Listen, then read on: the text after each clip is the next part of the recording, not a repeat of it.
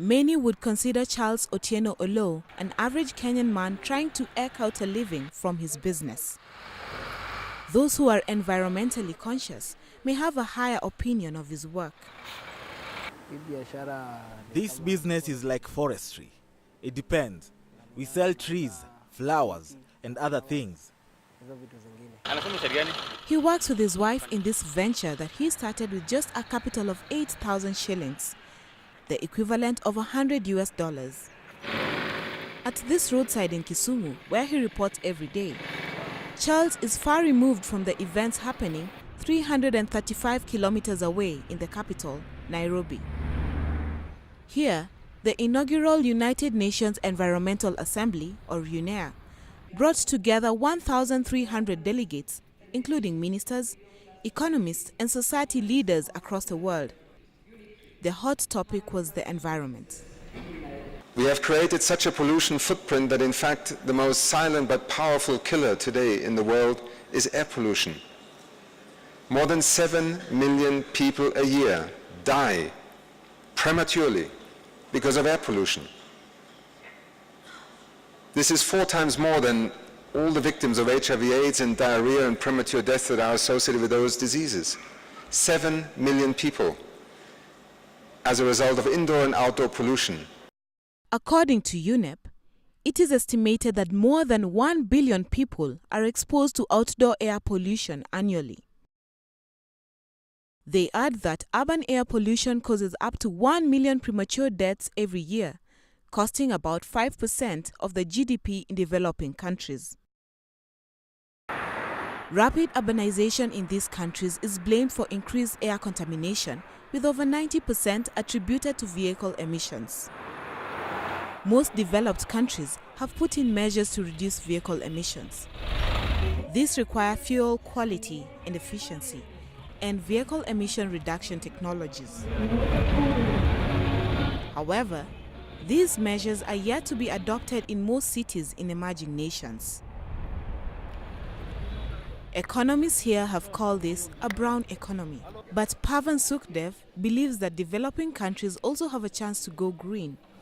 Green economy is one which delivers human well-being, as economies are supposed to do, but at the same time also delivers social equity, which means it narrows the gap between the rich and the poor, the haves and the have-nots. And at the same time, it also reduces environmental risks like climate change or chemical pollutions, and reduces ecological scarcities like the scarcity of fresh water. It has been really a very good outcome. The newly constituted world body is tasked with looking at ways of combating environmental degradation. Issues range from sustainable consumption and production, the financing of a green economy, and illegal trade in wildlife, to environmental rule of law. The theme of the conference, a life of dignity for all. The elephant in the room, poaching, was also addressed. A criminal act, it has been on the increase in Kenya, as in the rest of the continent in the past year.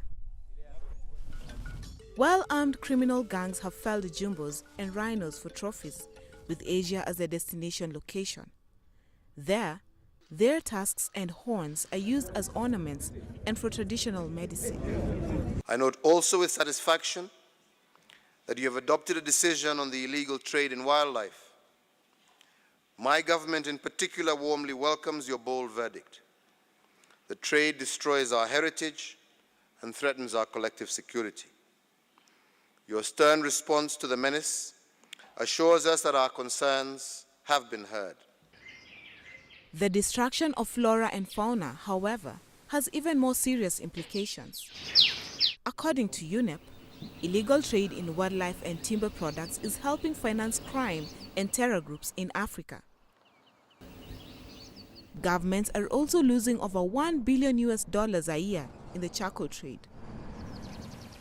By now, the noose is tightening on environmental crime with the introduction of new resolutions and the toughening of laws to crack down on criminals.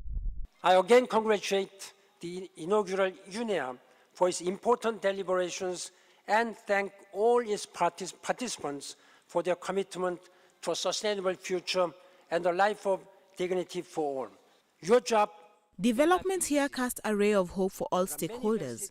However, Many African countries still face challenges, even at an individual level, as in the case of Charles.